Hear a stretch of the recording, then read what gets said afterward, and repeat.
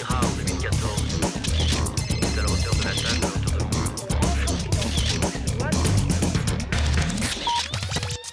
Bonjour à tous et bienvenue dans le studio des experts. Alors comme chaque semaine, on passe l'actualité en revue. On va parler cette semaine et ce jour-ci de décumul, encore, d'air, de qualité de l'air, d'alcool et de sécurité. Alors pour analyser et commenter tout cela, nous avons deux invités politiques et 4 experts. Les 4 experts sont tout d'abord Johan Condeitz, rédacteur en chef de l'Echo, savant de Bruxelles. Bonjour. Bonjour. Sylvie Losberg, psystorienne, calée en avortement. Bonjour. Bonjour Jean-Jacques. Pascal Vrébos, auteur et présentateur à RTL, poète déchétiste, bonjour. Et Vanessa Lullier, journaliste au soir, docte sur Bruxelles, bonjour. Bonjour. On commence avec le décumul intégral qui n'a pas été voté, c'était vendredi dernier. À présent, francophones et néerlandophones se regardent en chien de faïence pour savoir ce qui se fera dans les jours à venir. Côté flamand, on demande du temps pour convaincre. C'est la vision, en tout cas, du SPA de Fouad Haïdar. Je pense que la discussion générale et avec les plaintes qui vont être déposées ou les conflits d'intérêts qui vont être déposés vont pousser ce débat peut-être après les élections communales. Ce sera sans doute plus serein à ce moment-là, vous croyez ? Je pense que ce sera plus serein, les gens seront beaucoup plus clairs et peut-être que les échevins comprendront qu'il y a quand même beaucoup de boulot et que concentrez-vous sur vos communes, concentrez-vous là où les citoyens vous ont élus, parce que combiner 2 fonctions, c'est très compliqué, ça c'est 1. Et 2, je pense qu'à un moment donné, on ne peut pas continuer comme ça. Et, tout le monde doit faire un effort pour lutter contre le chômage à Bruxelles. Et donc, 2 emplois pris par une personne, demander des efforts aux citoyens et ne pas le demander aux politiques, c'est un peu hypocrite. Alors, les avis des experts, Johan Condeitz. Écoutez, c'est une polémique politicienne, je dirais. Je pense que... Ça n'intéresse pas le citoyen. Si, ça intéresse beaucoup le citoyen, mais le débat est posé par les hommes et les femmes politiques de mauvaise manière. C'est-à-dire qu'on focalise sur le décumul des fonctions, alors ce qu'il faudrait faire, c'est le décumul des institutions. Donc l'agenda politique, ici, a été dicté par ceux qui le font pour eux-mêmes. Donc on parle de décumul des fonctions, on va donc aller vers une surenchère de personnel politique, alors que je pense qu'on doit aller vers une diminution d'institutions qui permettra d'avoir beaucoup plus d'efficacité et sans doute moins de personnel politique. Et je parle bien de personnel politique, pas de personnel public. Et vous, Sylvie Losberg? Oui, je suis assez d'accord. Le pléthore d'institutions fait qu'il y a pléthore de places. Alors ici, on a l'impression que ça va aider la démocratie d'avoir un décumul, mais est-ce que le citoyen sera mieux servi? Peut-être au niveau local. D'un autre côté, on a quand même aussi toujours cette idée qu'au niveau local, on défend ses concitoyens, mais qu'on peut aussi porter leurs préoccupations à un autre niveau. Donc moi, je n'ai pas d'avis tranché sur la question, mais effectivement, je suis assez perplexe quand je vois qui vote pour, qui vote contre, qui s'abstient. Moi, je trouve qu'au niveau des familles politiques, on ne s'y retrouve pas trop. Pourquoi est-ce que Défi s'abstient? Pourquoi est-ce Défi ne s'abstient pas. Si, hein, c'est... non, il y a un Défi. Oui, d'accord, mais enfin bon, c'est quand même bizarre. Je veux dire, normalement, c'est quand même une politique de parti. C'est pas une politique personnelle. Ou alors, on est vraiment dans un débat personnel, alors. Pascal Vrébos. Mais ce décumul, c'est un peu le bal des hypocrites. Il faut quand même voir d'où c'est parti. C'est parti de quelques scandales invraisemblables, un Publifin, SAMU Social. Puis il y a eu une sorte de réaction hémocratique pour aller dans le sens de l'opinion anti-politique publique. Et alors, bon, on a dit il faut décumul, alors que dans les partis, moi, on me dit, et non des moindres, que c'est absurde. Et c'est vrai qu'il y a un côté absurde d'empêcher un échevin d'être député si c'est un passionné de la chose publique. Ce qu'il aurait fallu, c'était beaucoup plus simple, c'est donner une sorte de sommet financier. Voilà, on dit vous pouvez gagner autant et vous pouvez faire tous les mandats que vous voulez, à condition que vous les fassiez bien, que vous soyez là et qu'il y ait des résultats. Moi, je ne vois pas où est le problème. C'est le cas ici, hein. Oui, exactement. Pas ici, pour tous les mandats. Finalement, on va dégoûter les gens de faire de la politique. Et vous le savez, c'est VDB qui dit ça et Mélenchon l'a repris. Une fois qu'il n'y a plus des dégoûtés, il ne reste plus que les dégoûtants. Et donc, ce cumul, c'est le bal de l'hypocrisie, puisque la plupart des partis en off disent « mais nous, on est contre le décumul ». Donc quoi? On est où? Vanessa Lullier. Mais là, surtout, aujourd'hui, on arrive à un stade où on a un conflit où ça devient tellement difficile aussi entre les francophones et les néerlandophones, et surtout entre les néerlandophones, entre eux, où là on est vraiment avec quelque chose où on ne comprend pas bien cette majorité alternative. Est-ce qu'on va tirer la sonnette d'alarme entre guillemets et passer en force en faisant simplement une majorité simple et pas une majorité des 2/3? Enfin bref, on ne sait plus très bien où on en est. On voit qu'il y a des francophones qui essayent de retarder au maximum la date du vote pour qu'une partie des députés soit déjà partie en vacances, et que comme ça, du coup, ça sera beaucoup plus simple d'avoir la majorité du côté néerlandophone. D'autres disent, mais pourquoi pas faire un régime transitoire pour les néerlandophones pendant 5 ans, pour que ça passe quand même sans aller jusqu'au point d'arriver à une rupture du côté néerlandophone.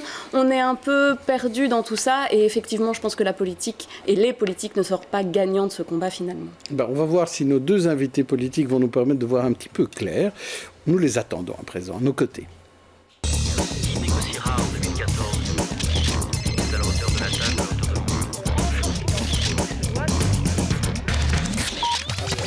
C'est pas grave. Asseyez-vous, chacune, voilà. Très bien. Alors, justement, nos invités sont des invités, eux, et bien placés en matière pour discuter de décumul, parce qu'on a d'un côté Els Ampe, qui est députée bruxelloise Open VLD, échevine de la mobilité à Bruxelles, entre autres de la mobilité, et qui a un avis bien arrêté sur le décumul, elle nous expliquera, et Michel Carté, députée bruxelloise PS, qui a l'avis inverse sur le décumul, et qui est en même temps, elle, première échevine à Gansoren, et échevine des affaires sociales, entre autres, à Gansoren. Eh bien, on va commencer tout de suite. Els Ampe, comment expliquer le fait que vous ne vouliez pas voter ce cumul et que Fouad Haïdar, comme vous l'avez peut-être entendu, n'arrive pas à vous convaincre de le voter, ce décumul. Mais en fait, il faut revenir au début. Pourquoi est-ce que le décumul a été proposé? Je pense que c'était une mesure pour éviter qu'un scandale comme SAMU social se reproduise. Bref, le décumul ne va jamais faire ça, parce que dans le cas du scandale SAMU social, il n'y avait pas de cumul des 2 mandats élus. Alors je ne vois pas en quoi ça va résoudre ce problème-là. On pourrait dire on veut diminuer les coûts de la politique. Ça, je trouve que c'est une bonne idée. Il faut avoir moins de politique, moins de coûts. C'est mieux pour le contribuable. Mais aussi, dans ce cas-ci, du décumul, ça va augmenter justement les coûts de la politique. Monsieur Serex a dit que ça peut monter jusqu'à 3-4 millions d'euros. Alors on va en fait demander aux contribuables de payer plus d'impôts parce que nous voulons le décumul. C'est un peu bizarre ça comme message.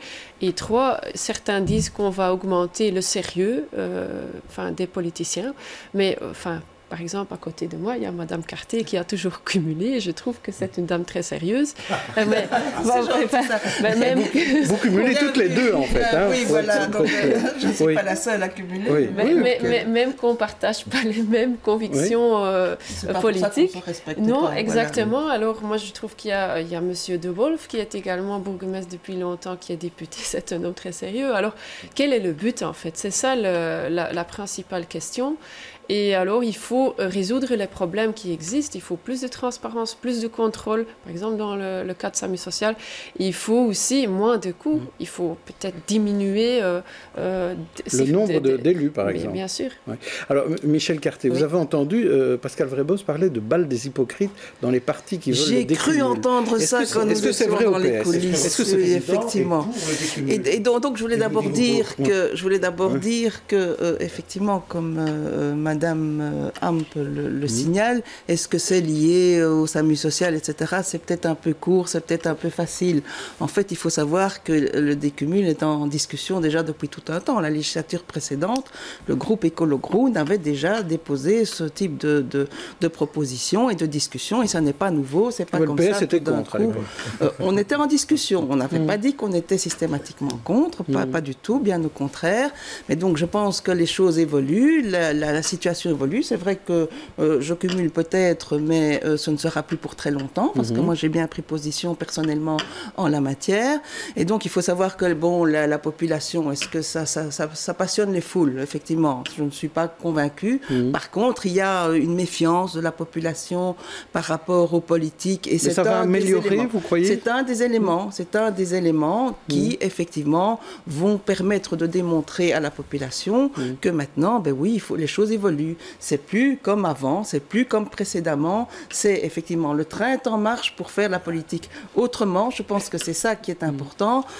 Par contre, c'est pas comme j'ai entendu, je ne sais plus lequel d'entre vous l'a signalé, mais ça n'est pas une question de néerlandophone contre francophone. Ce n'est pas ça le problème. C'est, je pense, soit c'est une position de aller de l'avant entre ceux qui veulent effectivement rénover la politique, qui sont peut-être les progressistes, et ceux qui ont une point de vue c'est gauche et droite plutôt que francophone et néerlandophone. Voilà. Mais néerlandophone et francophone, ce que j'ai dit, c'était entre les néerlandophones également.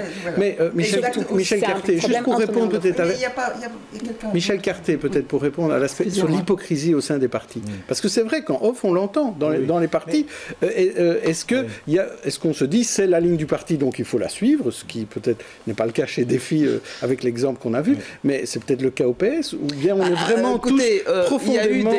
Il y a eu des débats au niveau du PS. Comme vous le savez, le PS est un parti qui a beaucoup de membres, de militants, et donc il y a eu des débats. La fédération bruxelloise, elle, a eu de longs débats en la matière, et donc il y a eu un vote on a tranché. Et vous respectez le vote. Et donc, oui, moi j'ai toujours eu une discipline. Il n'y a pas eu de débat au sein du VLD Si, dans les années 90, le parti Open VLD a déjà appliqué le décumul et a fait marche arrière, justement. Alors, ce n'est pas une question de progressisme parce qu'on a constaté que ça ne fonctionne pas. Alors, on ne veut plus le promouvoir parce qu'on l'a déjà essayé d'exécuter. Ouais. Et ce qu'il faut aussi dire, moi, j'ai l'impression qu'on essaye de faire quelque chose pour contenter les gens. Mais ce n'est pas comme ça qu'on fait de la politique. Il faut résoudre les problèmes existants.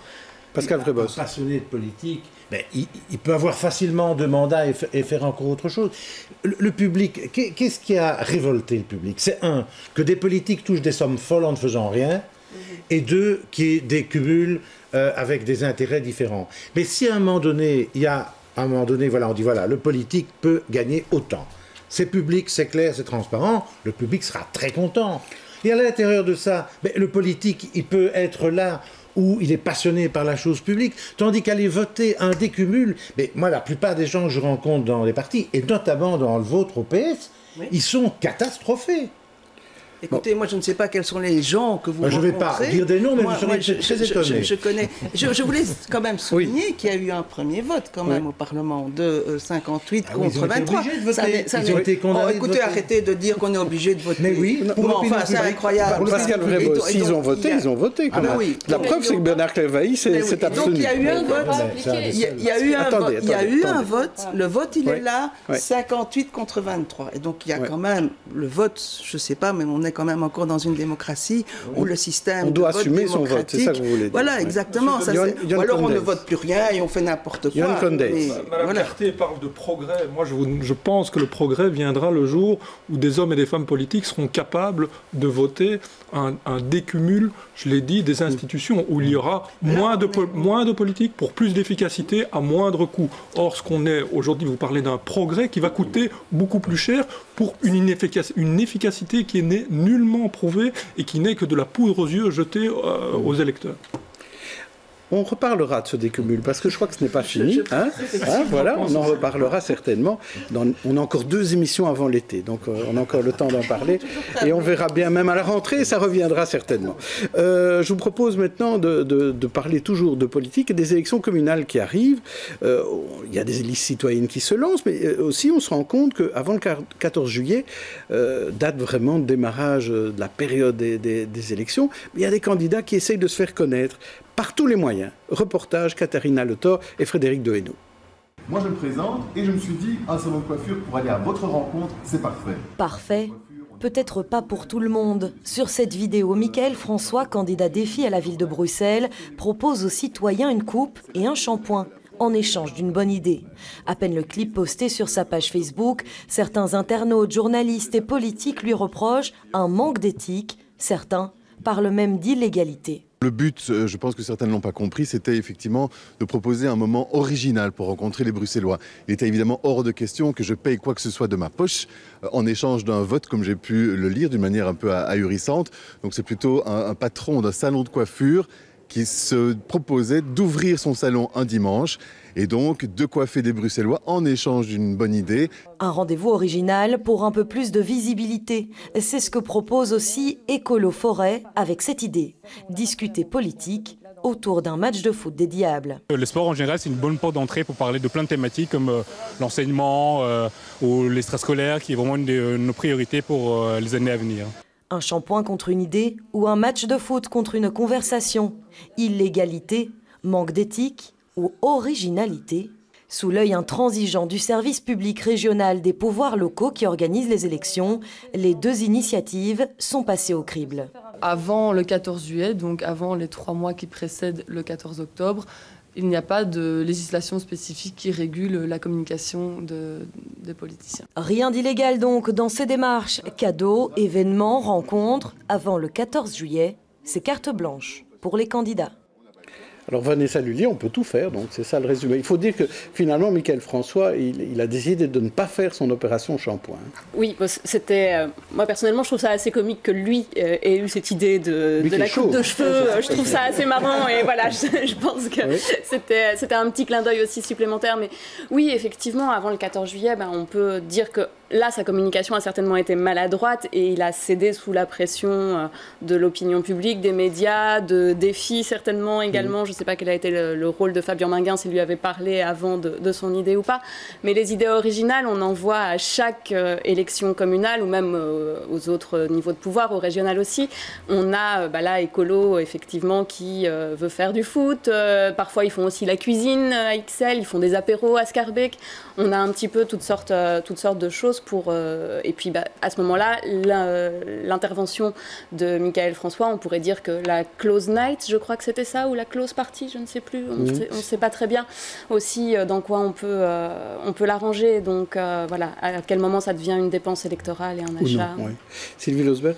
Oui, je trouve qu'on est vraiment ici de nouveau dans un moment où on scrute tout, on fait les censeurs, il n'y a plus moyen de proposer quoi que ce soit. C'est rigolo et c'est sympa. Et moi, je trouve que c'est vrai que c'est important que les gens de la commune puissent rencontrer quelqu'un, pourquoi pas dans son salon de coiffure. Alors, sur la question de offrir pour obtenir un vote, je vous rappelle quand même les boudins compotes de Van den Boenans à l'époque, et on a eu une loi qui a décidé qu'on ne pouvait pas offrir des gadgets X et Y. Donc, le cadre légal est là, et qu'on arrête aussi de toujours être suspicieux par rapport à ces personnes qui se lancent en politique. C'est quand même un engagement, et moi je trouve que c'est plutôt sympa, et il n'y a pas de raison d'être suspicieux à la base. Le cadre est là, il faut le respecter, et on le voit bien d'ailleurs, apparemment, ils ont complètement respecté le cadre, mais malheureusement, il doit quand même annuler son événement. Michel Carté, vous avez aussi des techniques un peu particulières pour rencontrer les électeurs? Je pense que moi je peux comprendre ceux qui se présentent pour la première fois pour se faire connaître. Il y a ceux qui sont tout nouveaux candidats et qui donc place à la créativité, hein. C'est bien. Il y a ceux qui sont plus anciens et qui sont déjà connus. Donc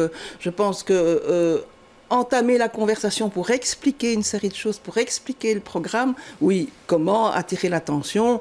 Bon, là, je pense que ça n'est rien de bien négatif. Maintenant, il faut voir, il y a la légalité, pas la légalité. C'est bien, comme Madame l'a expliqué, c'est à partir du 14 juillet. Avant le 14 juillet, on peut effectivement offrir, distribuer, etc.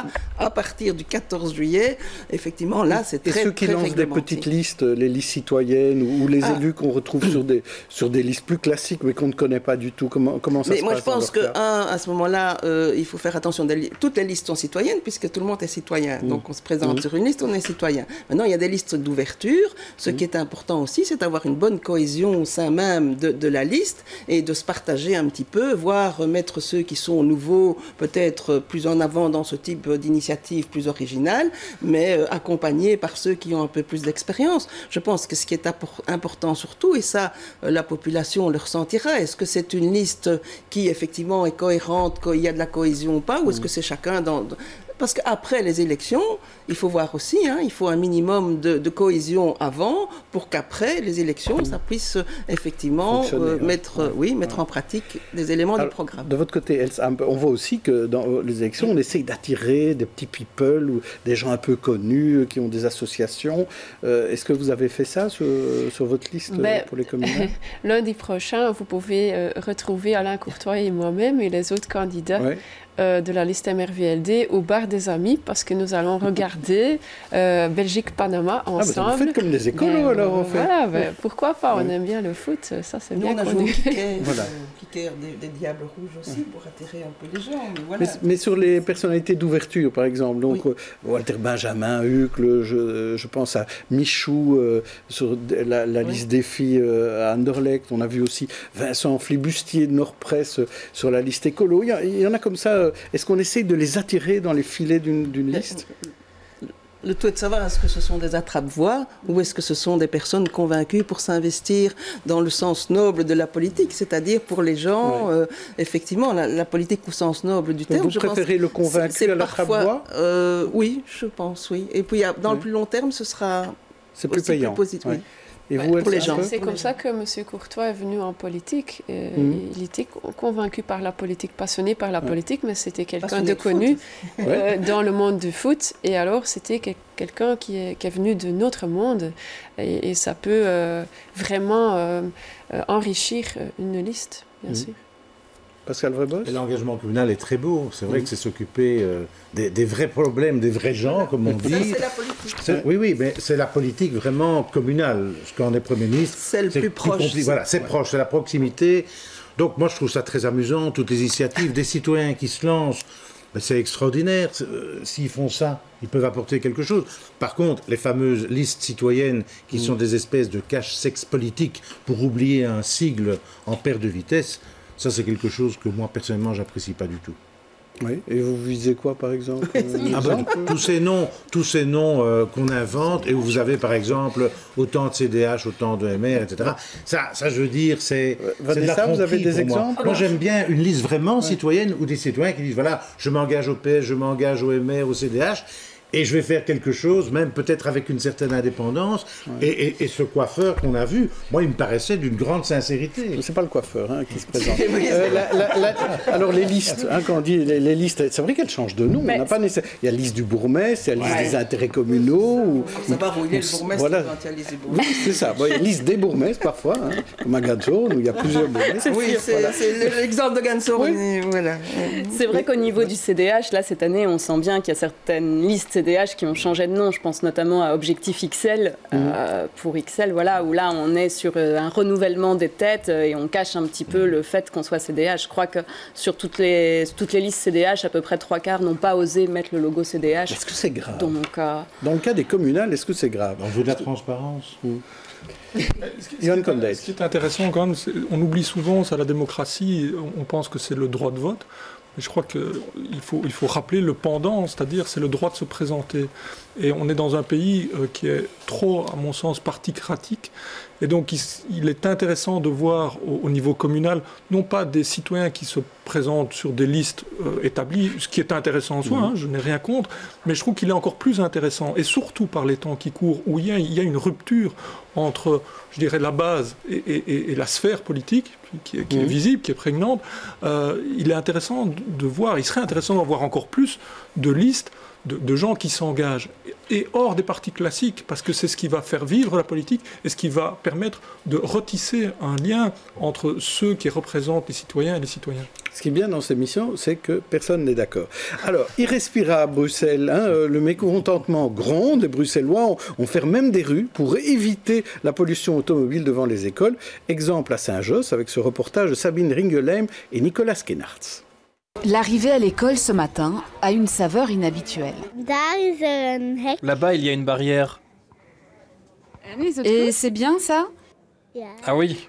Et pourquoi tu trouves ça bien ? Parce que les voitures ne peuvent plus passer. Une barrière à l'entrée de la rue de la Limite. Posée ce lundi matin à 8h précises, elle interdit le passage aux véhicules motorisés devant l'école Sint-Joost à Anzé jusqu'à 9h. L'arrivée était plus facile que d'habitude. D'habitude, les voitures bloquent le passage. Donc oui, sympa. À l'origine de l'initiative, des parents d'élèves de l'école sensibilisés à la question de la qualité de l'air et de la sécurité routière. Et l'expertise d'une médecin généraliste sur l'impact de la pollution sur la santé des enfants. Je me suis intéressée à la question médicale, donc quel impact exactement ça a sur notre santé. J'ai regardé un petit peu la littérature qui existe là-dessus et je me suis rendu compte en effet que il y avait un impact très important, mais que les gens n'étaient pas informés. La commune a donc décidé de réserver la portion de la rue à proximité de l'école aux piétons et cyclistes. Mais seulement entre 8h et 9h du matin. Et initiée à la veille des vacances, la mesure sera-t-elle vraiment utile ? 3 semaines pleines d'activités scolaires jusqu'à la fin du mois de juin. Et puis nous aurons encore 2 mois à la rentrée au mois de septembre et octobre. Et à l'issue, nous prendrons le temps de faire l'évaluation. Loin d'être symbolique pour les parents mobilisés, la décision de la commune est une réponse à leur demande, mais ne peut être la seule dans ce quartier saturé par la circulation automobile. Il y a d'autres enfants dans la commune et ici c'est les enfants à l'école, mais il y a aussi le trajet des enfants vers l'école. Une fois cette première expérience évaluée, le bourgmestre de Saint-Josse n'exclut pas d'étendre la mesure à d'autres écoles. 2 établissements sont déjà pressentis. Alors Sylvie Losberg, c'est symbolique ou c'est vraiment utile fermer ce genre Alors je pense que dans ce dossier, rien n'est symbolique, tout est utile. On vit à Bruxelles dans une atmosphère qui est dangereuse et on pense souvent que c'est lié simplement à la capacité respiratoire, mais il faut vraiment voir les effets des particules fines qui rentrent finalement dans le système sanguin et qui peuvent avoir des effets vraiment négatifs sur l'ensemble de la santé, attaquer le foie, mais aussi, via le nerf optique, attaquer le cerveau. Et on a vu cette professeure qui disait qu'elle s'était renseignée. Dans les écoles qui sont dans des zones où il y a beaucoup d'émissions de pollution, les capacités cognitives des enfants sont en baisse. Donc, il y a vraiment un effet direct sur l'apprentissage. Donc, ça, c'est pour les enfants. Donc, pour l'école, très bien. Puis, par ailleurs, on est quand même dans un pays. Donc, je veux dire, c'est pas parce qu'on va changer ça à Saint-Josse que sur l'ensemble de Bruxelles ou de la région, ça va changer. Et dernière chose, vous savez qu'il y a une carte interactive européenne sur la qualité de l'air jour par jour. Et donc, j'ai été voir pour Molenbeek aujourd'hui. Donc, aujourd'hui, c'est pas trop mauvais. Ce qui est le plus dangereux, ce sont les particules pas tout à fait fines, mais celles juste au-dessus. Et sur les 100 derniers jours, donc vous avez 5 degrés. Donc vous avez bon, acceptable, moyen, pauvre et mauvais. Eh bien, vous avez 2 bons, 48 jours acceptables, 25 jours moyens, 21 pauvres et 2 mauvais. Donc en fait, ça veut dire qu'un jour sur 2, l'air n'est pas bon à Bruxelles. Et c'est quand même très grave. Alors, est-ce un peu l'idée de fermer des rues, vous feriez à Bruxelles-Ville, ça ? Oui, oui. Oui. Depuis 2013, par exemple, la rue de la Braie est fermée à la circulation. Mais c'est surtout une mesure de sécurité routière parce qu'il y a 4 écoles dans une petite rue. Il n'y a même pas d'habitants. Il fallait absolument sécuriser les entrées et sorties d'école. Dans la rue Éclusier-Corre, on a fait la même chose. Et aussi près de la rue Claessens. Mais plutôt pour des raisons de sécurité plutôt que de qualité de l'air. Il faut juste faire en sorte que la sécurité routière est aussi assurée à l'endroit où on met la barrière, parce qu'il ne faut pas qu'on reporte le problème. Puis en ce qui concerne la qualité de l'air, il y a en effet 5 paramètres qu'il faut tenir à l'œil. C'est dioxyde d'azote, le dioxyde de soufre, l'ozone, le PM25 et le PM10. Et ces 5 paramètres, depuis des années, se sont améliorés, mais nous ne sommes pas encore au niveau recommandé pour certains paramètres. Et c'est ça qu'il faut. Il faut aller vers le monde idéal. Alors, il y a encore du travail à faire, mais je pense qu'on a besoin de beaucoup plus de mesures que juste fermer les rues des écoles. C'est quoi ? Être tous à vélo, par exemple ? Il faut investir dans les vélos partagés, le vélo normal, mais aussi les voitures électriques, les bornes de recharge, les chauffages, parce que pour plus que la moitié, l'effet des chauffages des maisons a un effet très négatif. Alors, c'est un ensemble de mesures requises. Alors, Michel Carté, vous, votre avis sur Gansoren, est-ce qu'il y a moyen d'améliorer la qualité de l'air avec ce genre d'action ? Je pense que c'est indispensable, au moins, de mener la réflexion. Ce qui est intéressant ici, c'est que ça va attirer l'attention et c'est sensibiliser une fois de plus que, effectivement, la qualité de l'air est irrespirable. Et en plus, à Gansoren, on est à la sortie du tunnel Léopold II, où il a été dit qu'effectivement, c'est un endroit où, effectivement, la qualité de l'air est particulièrement viciée. Et il y a une école très proches. Il y a 2 écoles proches, justement, là. Donc, je crois qu'il est vraiment indispensable de prendre le problème à bras-le-corps. Alors, que faire? Il y a évidemment d'encourager à laisser sa voiture au garage, mais surtout renforcer les transports en commun. Je pense que ça, c'est important aussi. Les vélos, les pistes cyclables, ce type d'aménagement-là aussi. Et aussi la sécurité auprès des écoles. Je pense que la vitesse aussi est parfois beaucoup trop rapide aux proches des écoles. Je pense qu'il y a là des mesures à prendre aussi. Il y a des contrôles à faire aussi. Gadzoren entièrement en zone 30, par exemple? Pourquoi pas, on peut l'envisager, mais on a déjà pas mal, on a pas mal d'écoles sur le territoire qui donc est déjà très pas mal de rues en qui est zone très 30. petit, et donc ce serait d'ailleurs même plus simple. Vanessa Lullier, vous n'étiez pas très favorable à cette opération à Saint-Josse. Je trouve que c'est effectivement de la communication et simplement quelque chose de cosmétique. En plus, quand on connaît la taille de Saint-Josse, qui est quand même la plus petite commune avec 1 km² de superficie, je ne sais pas quel est le pourcentage de ces enfants qui viennent d'habitude à pied ou à vélo par rapport à ceux qui viennent en voiture, mais je pense que ça n'a pas changé grand-chose dans le mode de déplacement. Ce qu'il faut surtout, c'est effectivement, comme disait Else Ampe, c'est vraiment encourager une autre mobilité, et c'est pas simplement en fermant une rue 1 heure sur la journée que ça va changer quelque chose à la qualité de l'air. Ce qui serait plus intéressant, à mon avis, c'est aussi d'avoir aujourd'hui des relevés de la qualité de l'air au niveau du piétonnier, ce qu'on n'a pas encore eu non plus, par exemple, le piétonnier du centre, évidemment, je parle. On les a pas encore eu. Ça serait intéressant de voir maintenant, 2 ans après la fermeture, où on en est, voir si cette mesure-là est efficace. Vous avez une réponse là-dessus, il n'y a que 10 points de mesure sur le territoire de la région. C'est pas assez. Vous pouvez en mettre un. Et il y a un point de mesure qui a montré une baisse de 62% dans le black carbone, par exemple, en ce qui concerne le rayon du piétonnier. C'était au moment des travaux. Non, mais en fait, ça a un effet, mais ça a un effet vraiment au sein du piétonnier, au milieu du piétonnier. Oui, bien sûr. Oui. Si on veut vraiment s'attaquer à la qualité de l'air en plus général, il faut investir dans un autre moyen de transport ou, par exemple, ne plus avoir des voitures diesel à un certain moment et que de l'électrique, plus de métro, parce qu'il y a 10 communes, les 19, qui ne sont pas connectées au centre-ville avec le métro. Alors, on utilise des bus qui consomment également 40 litres par 100 km. Enfin, il y a beaucoup de mesures qui doivent être prises pour améliorer la qualité de l'air. On a encore beaucoup de travail à faire en cette matière-là, je crois. Alors, on va passer à notre rubrique tête d'affiche. Je vous propose à toutes les deux une galerie de portraits. 4 visages de personnalités qui ont fait l'actualité cette semaine. À vous de choisir celui ou celle qui vous plaît ou qui vous déplaît. On commence par vous, Else Ampe. Tout d'abord, il y a Zoé Genot, la députée interpellée pour s'être immiscée dans le camp de Kleine-Brogue le week-end dernier. Eric Geretz, le diable mythique qui porte plainte contre son compère Bodard. Frank Verstraeten, le scientifique élu prix Franchi, le Nobel belge. Et Matteo Salvini, le ministre italien de l'Intérieur qui ne voulait pas de l'Aquarius. Alors qui choisissez-vous? Zoé Genot, Eric Geretz, Frank Verstraeten ou Matteo Salvini? Frank Verstraeten, le scientifique. Oui. Oui. Et qu'est-ce que vous avez à dire sur lui? Moi, j'adore la science. Vous ne le connaissez pas spécialement? Non, mais je trouve que c'est beau que quelqu'un obtient un prix pour des efforts.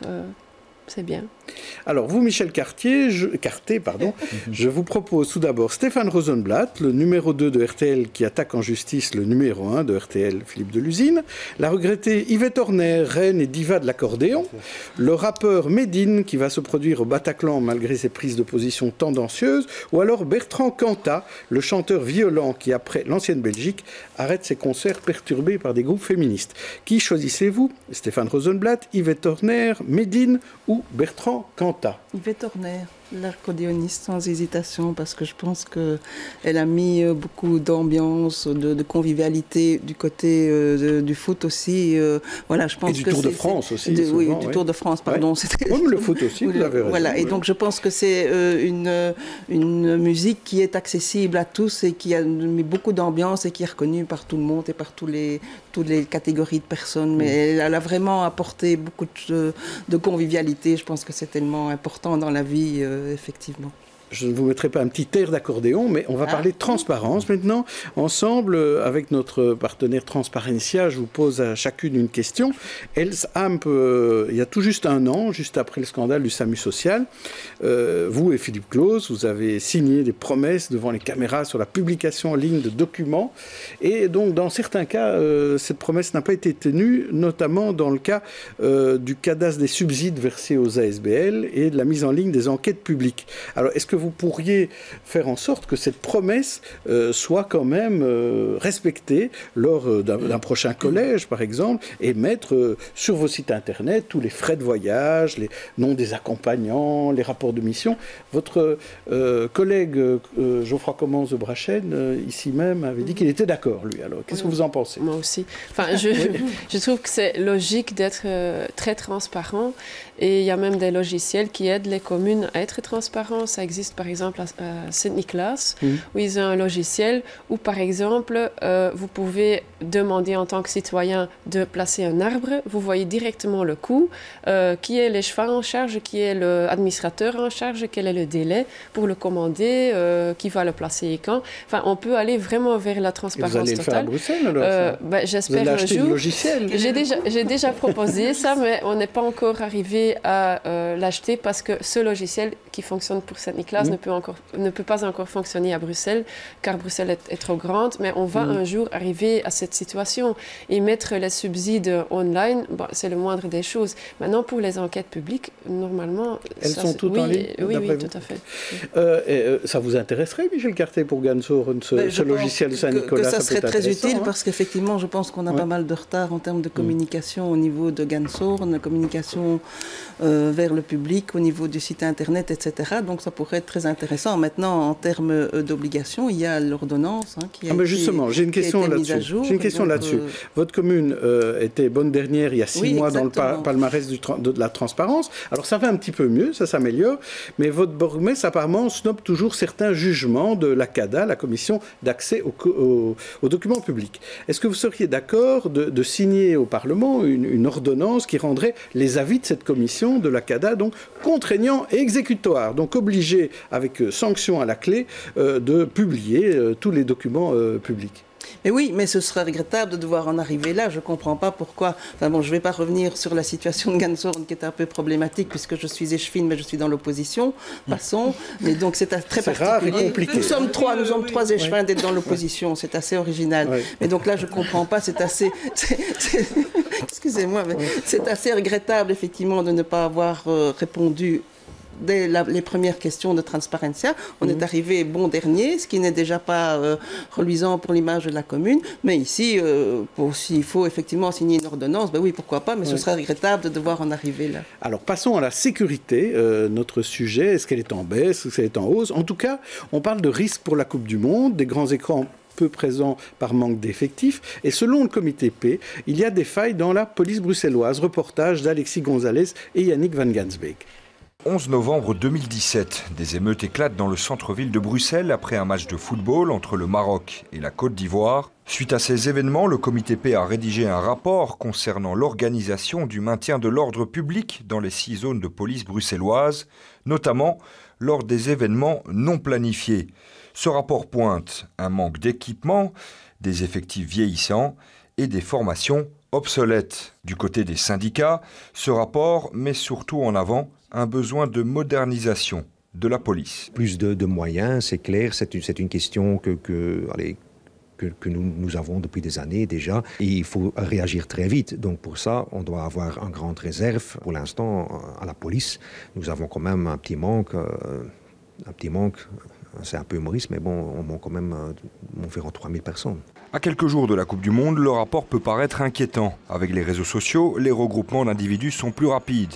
Le 11 novembre, la police avait pris près de 3 heures pour disperser les fauteurs de troubles. Aujourd'hui, les autorités veulent rassurer. Elles ont tiré les enseignements de cette nuit-là. On a travaillé un protocole d'accord entre nous, la police fédérale et les autres zones de police. On a renforcé nos liens.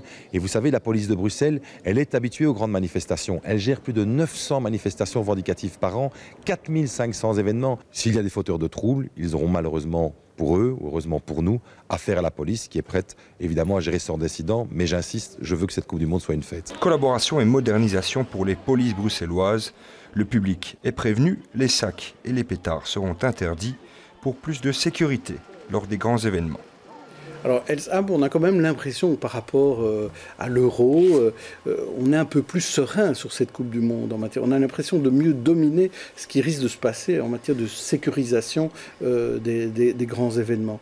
Vous ne regrettez pas, finalement, de ne pas avoir mis des grands écrans dans Bruxelles? Non, parce que depuis que la décision a été prise, il y a plusieurs communes qui prévoient des grands écrans ou des petits écrans.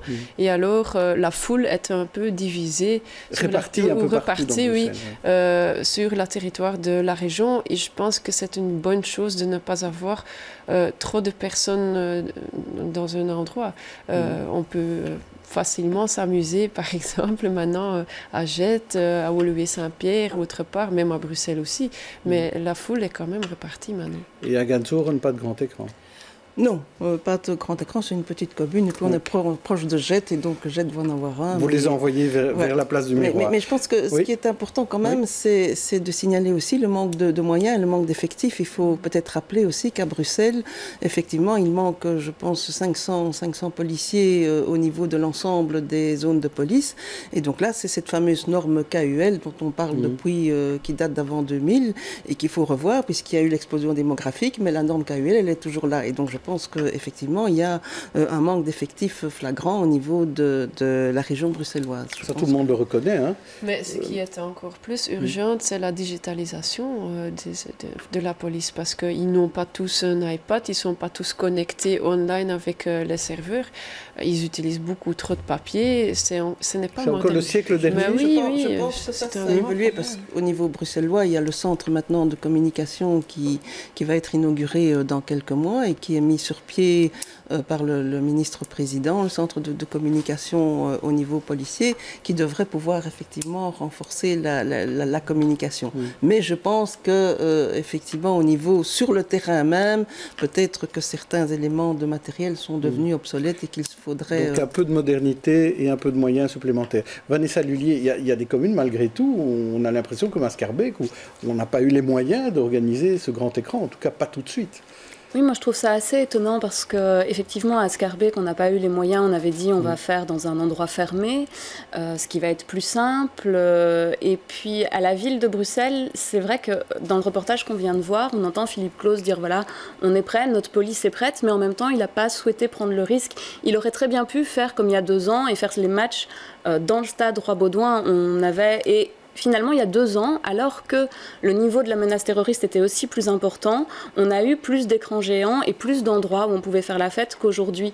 Et on n'a pas diminué non plus les mesures de sécurité dans les différents endroits. On reste quand même avec les mêmes moyens. Et je pense que ça ferait même bizarre au public d'arriver maintenant, aujourd'hui, sur une place comme la place du Mont à Woluwe-Saint-Pierre, sans se faire fouiller, par exemple. Ça serait irresponsable. On jugerait en tout cas le bourgmestre irresponsable de faire ça. C'est rentré dans les mœurs. Et donc, voilà, effectivement, le manque de policiers. Mais ça se fait beaucoup dans des endroits fermés, par exemple au stade Mactens à Molenbeek. Oui, parce que c'est plus facile de contrôler qu'une place ou sur le piétonnier, par exemple. Et à Bruxelles, on disait, attention, on va avoir un gros sommet de l'OTAN, on va avoir besoin de beaucoup de policiers pour ce sommet de l'OTAN, et donc on n'aura pas assez de policiers disponibles pour les grands écrans. Moi, je préfère que l'analyse de sécurité se fasse par les équipes, par les experts de la police. Et pas par les politiques. Trop par la politique. C'est à la politique de prendre la décision définitive, mais ça doit se baser toujours sur des rapports des experts. Ce qui se passe, je pense qu'il y a toujours des conseils qui sont donnés, toujours la recommandations qui sont données par les services de police au bourgmestre en disant voilà, si vous le faites, alors il y a ça, ça et ça de mesures à prendre. Je pense que... Pascal Vreboss, vous vouliez rajouter quelque chose? Parce qu'on parle de sécurité et d'insécurité. Bon, la Coupe du Monde, j'espère que ça se passera merveilleusement. Moi, personnellement, j'ai aucun problème de sentiment d'insécurité à Bruxelles, mais si j'étais homosexuel, si j'étais transsexuel, FDF, une femme portant une jupe ou quelqu'un portant une kippa, SDF, oui, SDF, ou une femme portant une kippa, eh bien, je crois que j'aurais des quartiers interdits. Et moi, ce qui m'inquiète, c'est qu'on a l'air de trouver ça de plus en plus normal, une sorte de fatalité dont on parle finalement assez peu. Voilà. Alors on parle beaucoup de la Coupe du Monde, mais moi je parle de ça parce que pour moi ça me semble peut-être plus important. Je rejoins tout à fait Pascal là-dessus, il y a une sorte de fatalité, comme j'entends cette même fatalité dans la bouche de nos élus, moi j'ai l'impression d'être né avec ce problème structurel de manque de policiers. C'est comme les échafaudages au palais de justice, on est né avec, tout le monde se dit tiens ils sont toujours là, mais là on parle de 3000 policiers, 3000 policiers c'est le chiffre que j'entends, et il n'y a personne qui se dit mais pourquoi Sylvie Losbel? Oui, effectivement, il y a la question de l'acceptation du risque et du danger, et c'est vrai qu'on doit tous faire attention. Voilà, moi je me suis dit, il va y avoir des matchs sur la place Rogier par exemple. Je me dis, mais qui ose aller là? Personnellement, moi, j'oserais jamais aller là, parce que effectivement, tu as toujours un fou qui peut arriver avec une bombe. Mais sur la question des pauvres, mais non, mais c'est vrai. On sort plus. Oui, mais c'est ça. Alors on sort plus. Oui, mais donc on est quand même là-dedans. On y pense. On y pense. Il faut être prudent aussi, mais enfin, il faut quand même. Il faut s'amuser. Pas de parano. Ce que je veux dire, c'est que on y pense quand même. Donc, alors on prend le risque ou pas, ça c'est chacun son... Moi, je n'irai pas personnellement, mais chacun doit faire finalement midi à sa porte, doit voir midi à sa porte. Mais sur la question des policiers, qu'est-ce qu'on a vu dans le reportage? 3000 policiers qui manquent, il n'y a pas de matériel. Moi, j'ai dû aller répondre à une demande d'un policier. Je suis arrivée, le monsieur, il a mis 20 minutes à allumer son ordinateur. Et puis alors, il m'a dit, ah oui, on va recevoir des nouveaux, mais ils datent d'il y a 10 ans. Vous savez quoi, on va faire ça à la main. Et j'étais là, je me dis, je vais faire une photo, c'est pas possible. Et donc ce pauvre monsieur qui était très compétent, il n'arrivait pas à faire son boulot. Et puis il y a quand même l'information par rapport aux nouveaux dangers, aux nouveaux challenges. C'est là un réservoir de travail. On doit former les gens, on doit mettre les moyens. Et c'est ça un peu le problème dans notre pays, c'est que ça ne va jamais au bon endroit. Hein. Bon, donc, et c'est fondamental pour le bien-être général de la population. Autre thème dont je voulais parler avec vous, c'est les boissons alcoolisées. Après le tabac, l'alcool est dans le viseur, et notamment la pub pour les boissons alcoolisées. Le Conseil supérieur de la santé a frappé fort en demandant l'interdiction et aussi en rendant l'accès à l'alcool plus difficile. Extrait de notre magazine M, où vous parlez à un des représentants de ce conseil. Je pense qu'il faut surtout que les règles soient correctement respectées. Aujourd'hui, il est extrêmement facile de se procurer effectivement des boissons, y compris des boissons alcoolisées, y compris des alcools forts, à des endroits où ça ne devrait pas se trouver. Ouais. Hein, le long des autoroutes, dans les snack bars, finalement, dans des endroits où se trouvent finalement essentiellement des jeunes. Donc, il est difficile finalement d'avoir des règles qui sont à géométrie variable. Mais le but, c'est effectivement de rendre moins disponible pour certaines classes fragiles de la population. Et les jeunes sont effectivement, à ce point de vue-là, en particulier, finalement, visés. Alors, Elsham, interdire les boissons alcoolisées, interdire la publicité pour les boissons alcoolisées, qu'est-ce qu'en pense une libérale comme vous? Ouais, on a l'impression que depuis des années, à chaque fois qu'il y a un problème, on dit interdire, interdire, interdire. Et à un certain moment, on ne vit plus. Je pense qu'il y a aussi une responsabilité individuelle. Il ne faut pas interdire aux gens qui se comportent bien de boire. Ben non, il y en a qui ne se comportent pas bien, alors il faut les interpeller. Il faut viser sur la responsabilité individuelle. Et on a oublié ça, alors on crée des par règles. Rapport aux jeunes, parce que ça vous avez raison, mais par rapport aux jeunes et aux enfants... Il faut les éduquer, voilà, tout simplement. Il faut dire pourquoi, quels sont les dangers, pourquoi ce n'est pas bien de boire de trop et pourquoi ils peuvent aussi boire quelque chose. Hein, les jeunes, on ne va pas dire aux étudiants, rester à la maison, tu ne peux plus faire ça, ceci, cela, tu restes à la... Non, ça ne va pas, il faut vivre, mais il faut connaître et savoir les conséquences de ces actes. Et vous, Michel Carté? Interdire l'alcool, non, ça n'a pas beaucoup de sens. Par contre, interdire la publicité, ça oui. Ça oui, parce que de toute façon, il y aura toujours possibilité d'obtenir les boissons. Par contre, j'insiste, interdire la publicité. Oui, quand on voit les ravages de l'alcool, notamment pour le développement du cancer, ça a été démontré très clairement. Quand on a une tendance à avoir le cancer, la surconsommation d'alcool ne fait que favoriser le développement. Je pense que les études sont là, elles le démontrent. Je crois, et surtout proche des écoles.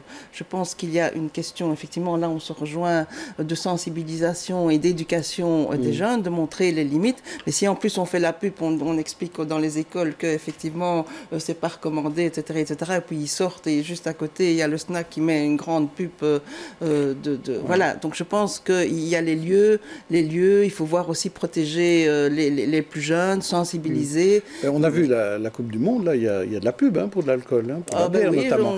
Sylvie Losberg. Je pense qu'on mélange deux débats. Il y a le problème de l'alcool chez les jeunes. Et c'est vrai que c'est un problème, mais on a mis en place des mesures. Et d'ailleurs, il y a eu 2 fois plus d'amendes pour vente d'alcool aux mineurs en 2017 qu'auparavant. Donc je pense que ça, c'est vrai, il faut faire respecter la législation. Interdire la publicité, je ne vois vraiment pas ce que ça va avoir comme impact sur les gens qui boivent. Pourquoi est-ce que les gens boivent trop ? Pas de quelqu'un qui boit d'une manière conviviale. Les gens boivent trop parce que c'est une manière d'échapper à quelque chose qui était insupportable. Et donc c'est là qu'il faut travailler. Et alors on dit, ah oui, dans les cafés, mais les gens qui boivent seuls chez eux, c'est ça le drame. C'est que quand ils sont vraiment pas bien, parce que la société est de plus en plus violente, eh bien il y a une échappatoire. Et c'est vrai que c'est plus facile de trouver de l'alcool que du cannabis, quoique. Mais je trouve que la notion d'interdire la publicité, je vois vraiment pas ce que ça va avoir comme impact sur la santé publique. On peut aussi interdire la publicité pour tout ce qui est sucré, salé, les biscuits, toutes les malbouffes, toutes les saloperies qu'on a. On l'interdit pour le tabac. Et aussi la pornographie pour les jeunes. Ça, par contre, ils peuvent d'un seul clic à 10 ans trouver ça où ils veulent. Bon, toutes ces interdictions, moi je crois plutôt qu'interdire, il faut éduquer, il faut parler, il faut discuter, il faut dialoguer, plutôt que toujours ces interdictions où on prend finalement des citoyens pour des espèces de débiles, des enfants qui ne savent pas se prendre eux-mêmes en charge, prendre leurs décisions. Alors le Conseil supérieur, moi je croyais avant qu'on pouvait boire 2 verres de vin par jour. C'est-à-dire 2 x 7, 14. C'était scientifiquement 10 par semaine. Voilà. Et bien maintenant, c'est 4 en moins. Oui. Oh. Alors bon, voilà, 4 en moins. Alors, chacun doit se gérer. Je veux dire, il y a des moments où on n'a pas envie de boire un verre de vin. Mais ceux qui ne sont plus à même de se gérer. Eh bien là, il faut trouver d'autres moyens pour les soigner.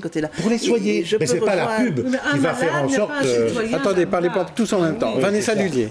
Non, mais c'est vrai que interdire la publicité pour le tabac, on sait que le tabac, on devient addict enfin, on peut devenir addict. Il y a certaines personnes qui ne le sont pas, mais dès la première bouffée.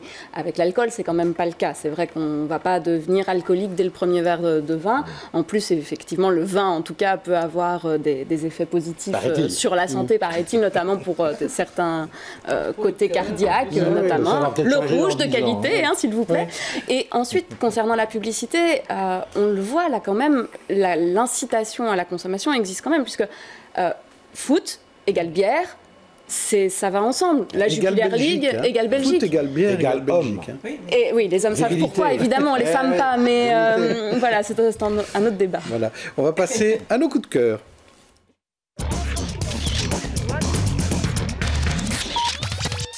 Et on commence avec vous, Johan Condeitz, vous voulez nous parler d'hommes bleus. Oui, de petits hommes bleus, une réminiscence de jeunesse. Des petits hommes bleus qui se concentrent pour l'instant au Ezel. Alors, c'est un coup de cœur, mais je n'ai pas encore été, mais je vais y aller. Donc, c'est... alors, je ne sais pas comment on doit appeler ça. Je crois que ça s'appelle la Schtroumpf Experience. Oui, c'est le nom officiel. C'est ce qui m'attire, c'est l'expérience, puisqu'apparemment, on rentre dans la peau d'un Schtroumpf, et donc dans la dimension d'un Schtroumpf, et on devient tout petit, et on voit le monde comme les Schtroumpfs. Alors je trouve ça assez poétique et j'irais bien me mettre dans la peau d'un Schtroumpf. Alors vous, Sylvie Losberg, c'est pas les hommes bleus, non, c'est du noir et blanc. Oui, c'est du noir et blanc. C'est l'exposition Joseph Koudelka qui vient de démarrer au Botanique. Et c'est la dernière exposition organisée par Marie Papazouglou et qui a fait un travail formidable dans ce haut lieu de la culture bruxelloise. Et Koudelka, c'est le photographe du Printemps de Prague. Et donc, vous savez que c'est 1968-2018. Et il était ingénieur aéronautique. En 1967, il se consacre entièrement à la photographie. Il devient un incontournable de l'agence Magnum. Et les plus belles photos de ce printemps de ce printemps de Prague et donc de l'invasion soviétique, c'est à lui qu'on les doit. Il est toujours vivant, il vit à Paris, c'est un homme formidable. Allez voir, c'est absolument magnifique. C'est au Botanique. Alors vous, Pascal Frébos, vous voulez nous emmener au théâtre. Alors, danse, oui, théâtre et danse. Voilà, nous sommes tous des femmes, c'est la traduction. C'est au théâtre Varia C'est un groupe de danseurs assez extraordinaire parce qu'au départ, on était à la Coupe du Monde, on est dans une loge de foot et on voit un machisme délirant. Et puis tous ces hommes vont se transformer en femmes de manière extraordinaire. C'est esthétique, c'est comique, c'est tragique. Et là, c'est vraiment un spectacle qui fait réfléchir sur la féminité qu'il y a dans l'homme, à la limite la masculinité qu'il y a dans la femme, et ça fait réfléchir aussi sur l'absence d'inégalité qui est toujours criante. Et ça s'appelle We Are Women, voilà. Wow. Et vous, Vanessa Lullier, aussi un autre spectacle avec une femme. Oui, tout à fait, qui, décidément, les femmes sont à l'honneur, et elle aussi, elle met le féminisme à l'honneur, puisque c'est Zidani dans Quiche toujours, qui sera au Théâtre de la Toison d'Or les 22 et 23 juin, donc ça vous laisse un tout petit peu de temps pour réserver encore. Dans ce nouveau spectacle, justement, elle joue une maman algérienne qui fait une réunion Tupperware autour de quiche, et elle va faire plusieurs personnages. Et elle démonte tous les clichés qu'on peut avoir justement sur les rôles hommes-femmes, et elle est très militante sur le féminisme. Alors moi, mon coup de cœur, c'est Midi Minuit, un roman graphique paru chez Air Libre, c'est aux éditions Dupuis, la saga de deux fondus du cinéma italien des années 50-60, les péplums, les western spaghetti, qui retrouvent un réalisateur oublié. Alors c'est plein d'humour et plein de nostalgie pour les Hercules massistes de l'époque. C'est délicieux, je vais vous montrer quand même quelques affiches de cinéma parce que ça vaut la peine. Là, c'est la BD. Voilà, les affiches de ces films. Les dessins sont de Massimo Semerano et le texte de Doug Headline, qui est le fils de Jean-Patrick Manchette. Donc, c'est un livre que je vous conseille.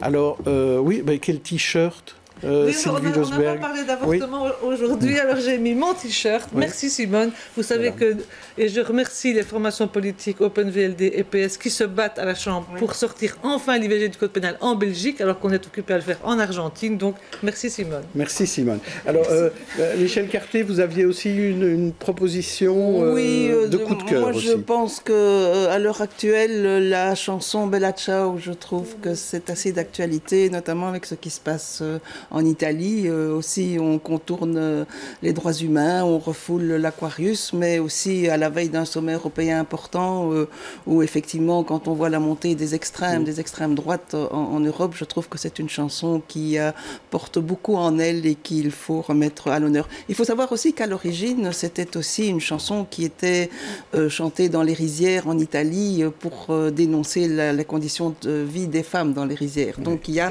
beaucoup de choses dans cette chanson. Ces dernières semaines, on en parle grâce à un feuilleton qui passe sur Netflix, La Casa del Papel. Oui, mais c'est la raison pour laquelle on en parle. Elsa, un peu, vous aviez vous aussi une proposition à nous faire pour dimanche? C'est pour demain, oui. Dimanche, je propose de venir découvrir le Bike Village au pied de l'Atomium dans le cadre de Bruxelles Tour. Il y a plein d'activités pour les enfants, pour faire connaître le vélo et aussi promouvoir le vélo, mais il y a plein d'activités ludiques. Et c'est pour se préparer finalement au Tour de France 2019 déjà. Ah ben, tous à vélo. Donc merci à tous, merci aux invités, merci aux chroniqueurs. Bon week-end. On se retrouve lundi dans l'interview à 12h45. Au revoir. Il négociera en 2014 à la hauteur de la table.